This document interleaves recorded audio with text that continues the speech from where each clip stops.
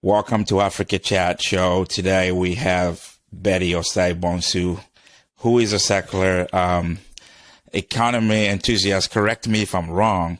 She's from Ghana. She's currently pursuing her master's in the United Nations University. She serves as a country manager. I actually read your profile on LinkedIn, and then I'm actually repeating what I actually saw. So if it's wrong, just let me know. You're currently serving as a Uganda country manager for an organization called the Green Africa Youth Organizations. Yeah. And that's where I actually saw your profile from. And I do know you actually do have your own stuff going on, your own organization as well. So welcome to the show, Betty. How are you doing today? Thank you very much. I think one very important thing you forgot to mention is the fact that I'm the founder and host of Be Inspired with Stories from Africa. Yes. Sorry about that. That's what I was trying to remember, but it never came to my mind. So yeah, she is the founder, guys, of B.ISA, right? That's how it's pronounced. And Be Inspired. Be Inspired. I'm sorry, what was it again? Be Inspired with Stories from Africa. Be Inspired with Stories from Africa, and the abbreviation is B.ISA, B.ISA. Yeah. Okay, so since we actually talking about B.ISA right now, tell us about it. How did it come about? Okay, for me, everything started with a story. Okay. My first trip to the United Kingdom was to attend the Conference of Parties as part of my developmental works.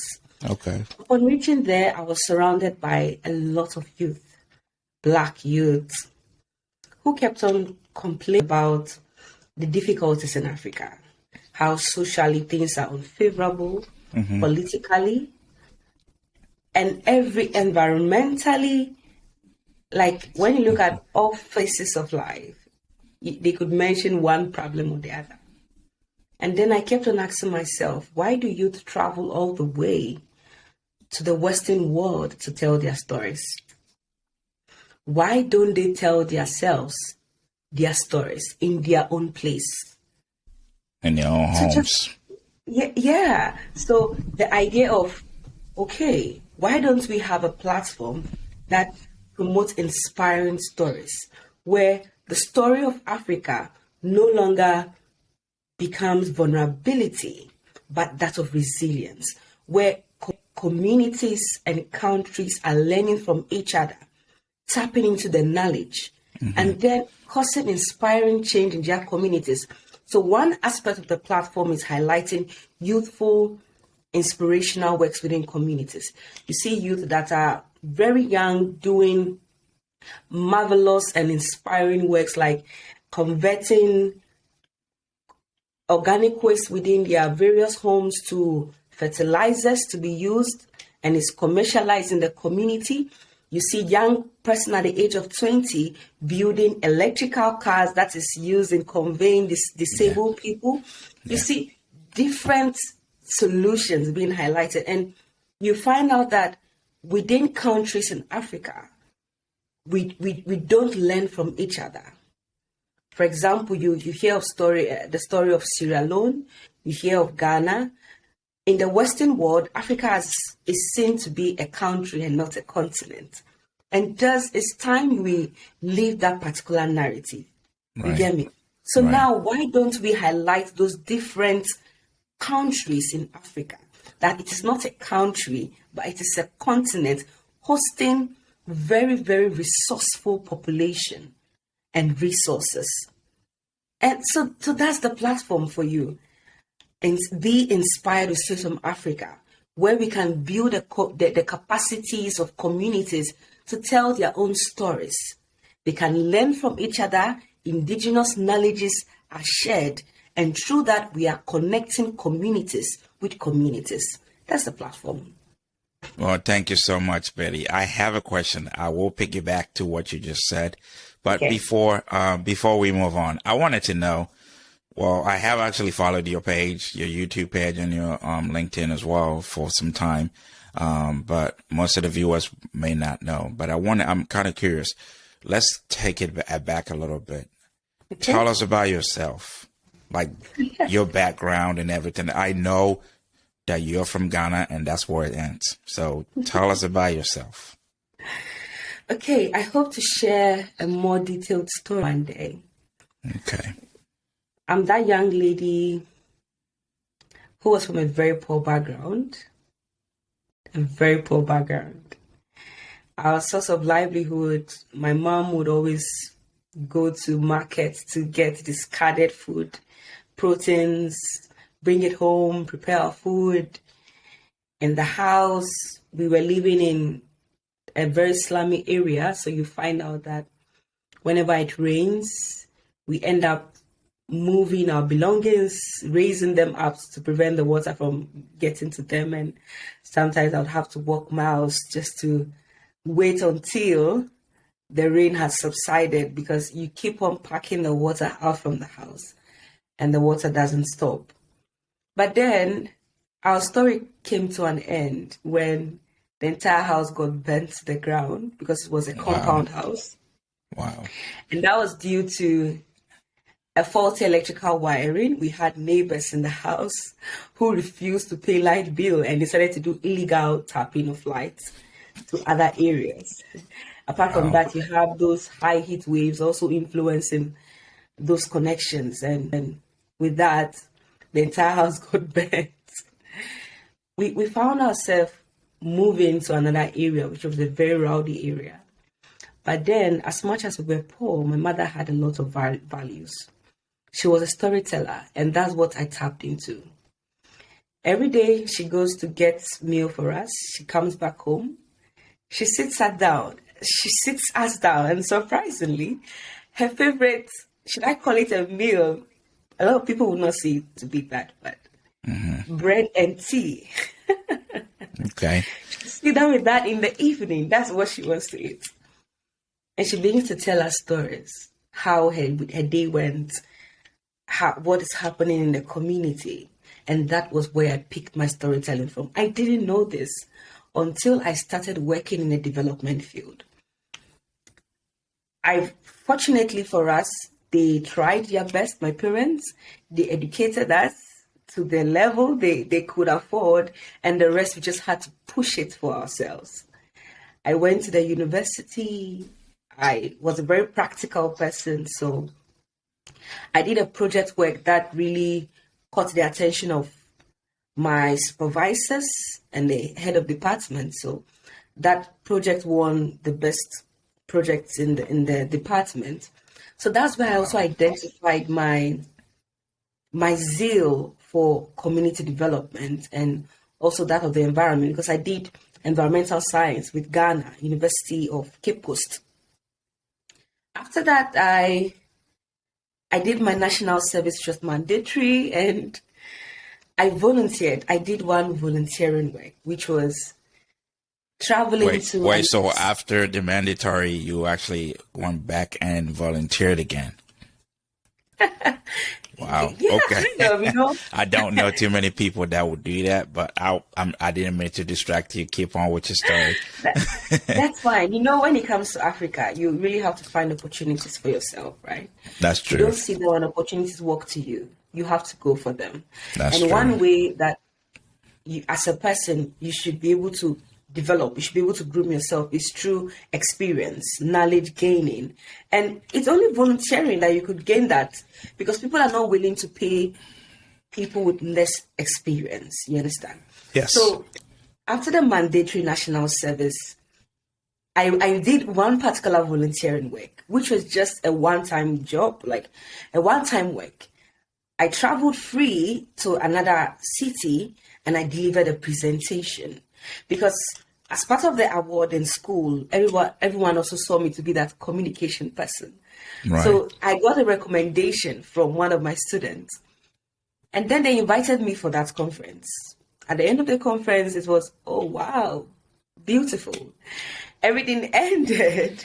I went home, and surprisingly, after my national service, I was also kind of accoladed by my management during national service that I got a contract after the national service to produce environmental yearly reports for mining companies. So I worked with Calta and other consultancies that I did.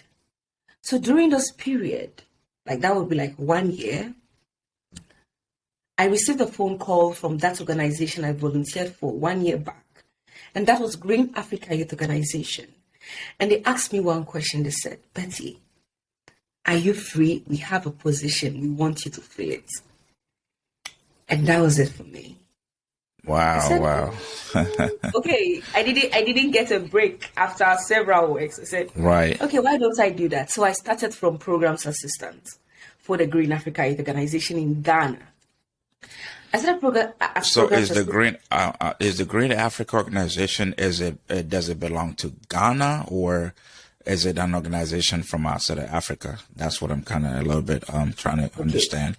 The Green Africa Youth Organization is Pan-African.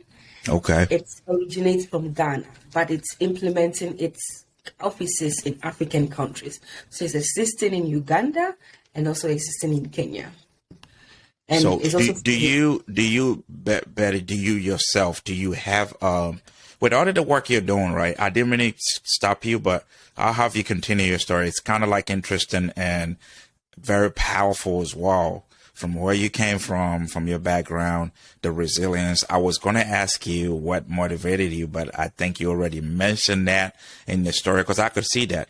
But what I wanted to ask you, do you have any national recognition at all in Ghana? Surprisingly, not yet. I do not have any national recognition. Wow. Okay. Maybe I'll be getting there one of these days. Yeah, because you're doing a really good job, and I think that, like, I don't know if you've watched my videos.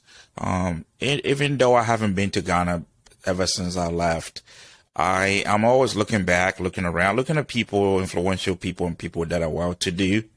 And I don't just call anybody to go talk to. I don't just want to talk to anybody. I see people that I see potential, and then I see people that are doing something that's looking to the future or looking towards the right direction for the future of Ghana and Africa as a whole. And then those are the kind of people that I'm very much interested in. Like, for example, the likes of B.ISA and all of that stuff. I actually do have an episode on this channel that I talked about one of the stuff that he just recently experienced. And so it's kind of really odd, I want to say, that really you're not really getting a lot of recognition, because I know you were gonna get there, but you are at the UN university right now, right? And you don't really have a lot of recognition. Tell us about that, and then you can come back to your story. Tell us about, how did you get to the UN from Ghana straight to I know you were building up to it, but I'm kind of curious. I want to know, and then you can go back and continue from where you were before I stopped you. Okay. Surprisingly, one of my greatest ambition is to become the next UN ambassador for Ghana. But then I've always just been that dreamer. I've always dreamed of and put action behind every particular dream. Right. After that particular thought, from a young age, I've just dreamt of that platform, those stages. But then my developmental works took me to the UN, because you find yourself doing a lot of community works, because those are huge areas for them. Projects that attract development within communities, and those are also the areas that attract them. So it's just something that happened. I don't know. Wow. It's just something that happened. It's surprisingly also, someone sent me the link and said, Betty, come on, you're doing great works. Why don't you just apply for this school? For this scholarship. It was actually a scholarship. Scholarship, okay. Yeah, so that scholarship. And I applied, and that was it. Surprisingly, even the application was weird. I was supposed to submit my application, let's say on the 13th of, for example, on the 13th of December, I submitted it like 10th of December because I got a late. Mm-hmm. But surprisingly, I pushed the button of send the email on my laptop. It didn't go. until the 12th of December. I checked.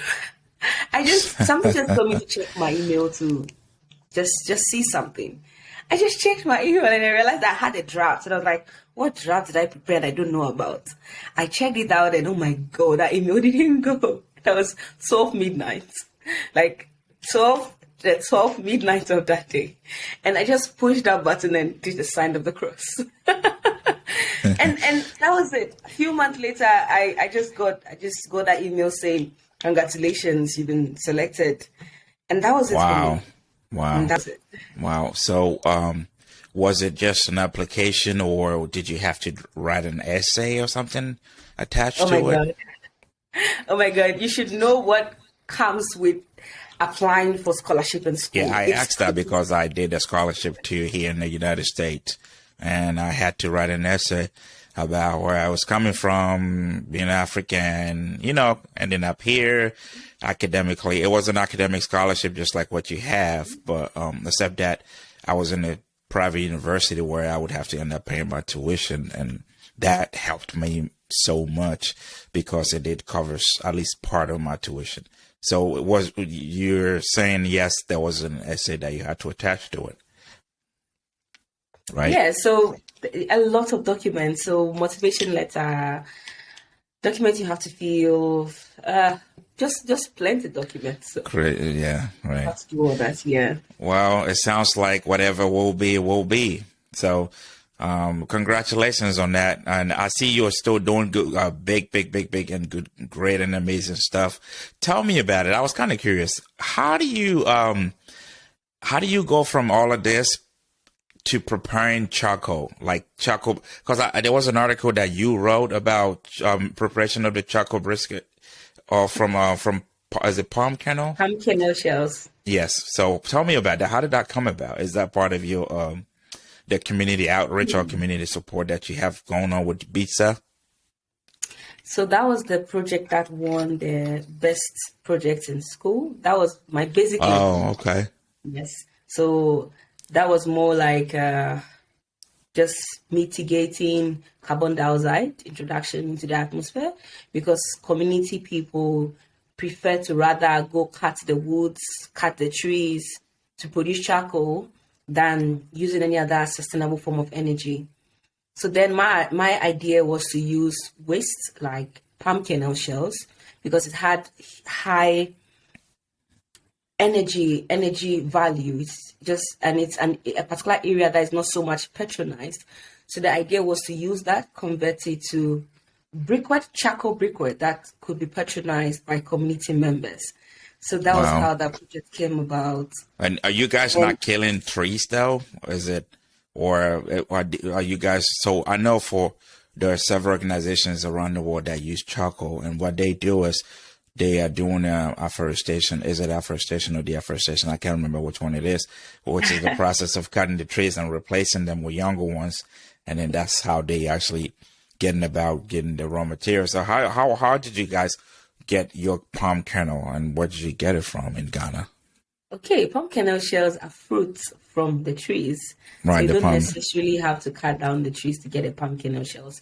And palm kernels are used for a lot of value chain of products. They can be used for oil.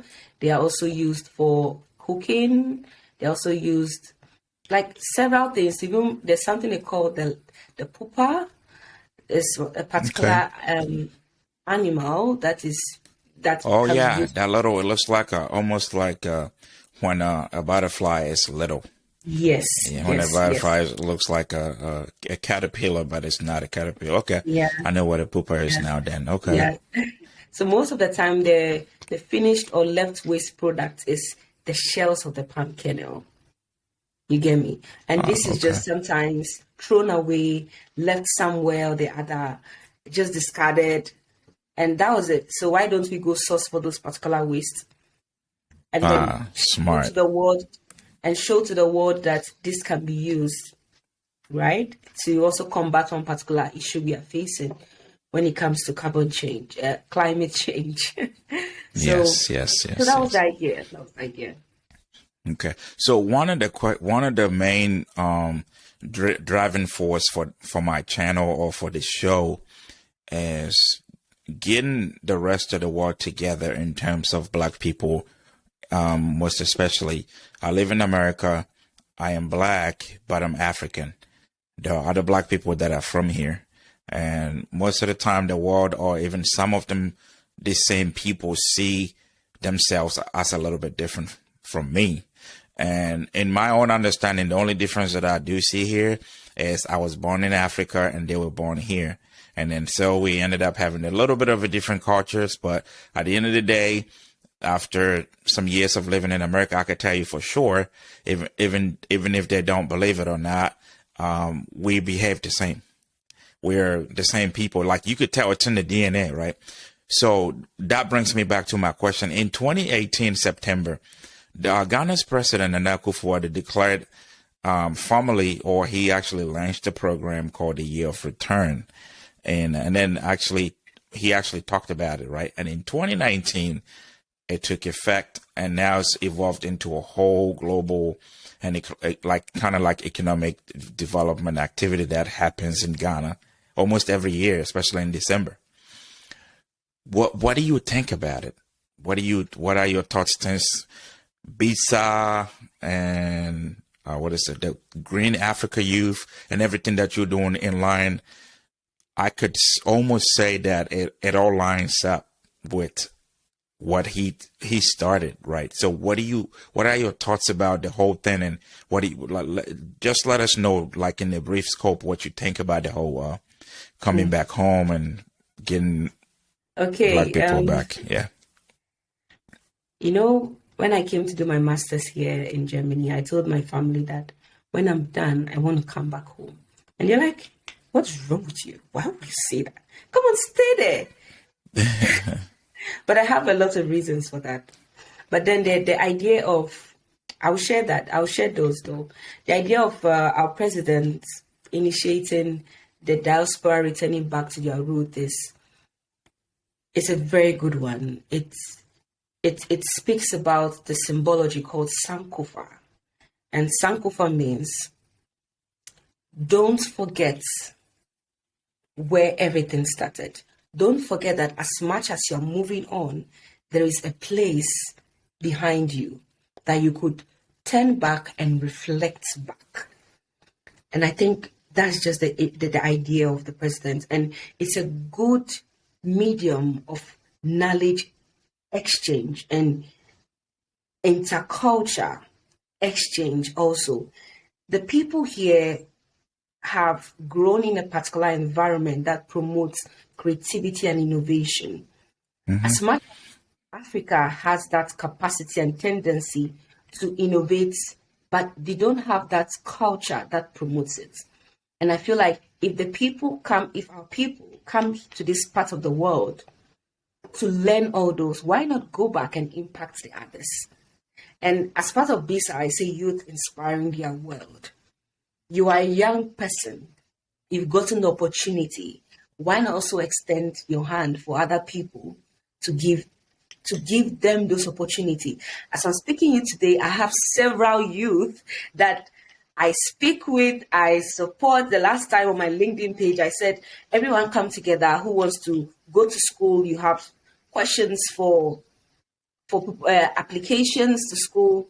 Just, I'm having a webinar, join and ask me any questions you want. Right. So what about the African Americans? So this invitation that he put out there, right? We've mainly only see a lot of famous Black Americans that came back. I know there are a few Black Americans that are here that are not famous, just like me, ordinary people. What is the benefit to those guys? Why did they have to come back? I mean, me as an African, I kind of understand. What do you think it means for those guys? Okay, they are going back to tap back to their root. Knowing who you are gives more vision on how far you want to go, and sometimes also assist you in developing yourself or even nurturing your other young ones. And also it's creating that particular narrative and story that the people in Africa that are diasporas in at abroad, they are not lost from their roots. They're not lost from their family. So it just fosters those exchange. Just that's grassroots tapping. It encourages that, and those benefits. It's very important to know who you are, where you're That's from. true. And a lot of people in the diaspora have lost that. And then you tend to behave in a certain way. But then knowing where you are from, who you are, impacts your life more than you could even know. So I think those are some of the benefits that they get. Well, thank you for that. So what keeps you going? I see a lot of like energy, motivation here, a lot of like dreams, which everybody is allowed to dream. I don't know if you know Steve Harvey. Steve Harvey once said that you should be able to dream so big that your dreams begin to scare you. Like, what am I thinking? But then it's a dream. Dreams are sometimes something that becomes a reality, and dreams sometimes may not always work. But I see you having a big dream. You having a lot of enthusiasm, and then there's this certain certainty that comes with it, with you in particular. So what keeps you going like that? Okay, the fact that I don't want my children to go through what I went through keeps me going. That is very simple. So what would you tell someone that's aspiring to embark on the same journey that you're on right now? I know you've been talking to youth and other people around, but you haven't spoken to me. So take me as an example. What would you tell me? Example, say if I wasn't in Ghana, I wasn't here in America, and I was a normal Ghanaian youth that you met, and I'm like, hey, Betty, how are you doing what you're doing? How'd you get how far you are? What would you tell me? I would say it's not an easy journey. It's not an easy road. Just keep pushing, no matter the circumstances, no matter the situation, and know that at the end of every tunnel, there is light. Do you have anything to tell Ghanaians as a whole, the ones that are very active on social media? Do you have anything to tell them? I would say support your own. Okay. Because I had a particular instance or situation where when I started B.ISA, I reached out to one famous person on LinkedIn. And I told the person, this and this is what I want to do. What does he think? And the person's response was not very encouraging. But then I told myself, this even makes me angry. I'm going to push more. And that's it for me. Very smart. To the famous people out there, support other people because you would not be there forever. Other people have to come behind you. And they said the latter will be greater than the former. We have to Amen. to understand this. And this gives the sustainability, its long-lasting name, sustainability in every trade. So what about the normal everyday Ghanaian social media users that come online, get a little bit of bandwidth just to attack someone? Do you have something to tell those guys? Okay, I wanted, before I had the attack, I wanted to say they should support small businesses. Okay. Now growing individuals, they should support them because surprisingly, they would surely improve. So that's just it. But to the attackers, know that one day your day is also going to come. That day you would want to initiate something. You want to come up with something. The thing you did to someone yesterday would surely come for Someone you. will do it to you. Well, very well said, Betty. From your story that you shared, I want to share mine too, and then we're going to end this conversation. It's really nice. It's really interesting, but at some point we would have to end it, and enough said, a word to a wise. But a few years ago, so right now I'm a computer network engineer, right?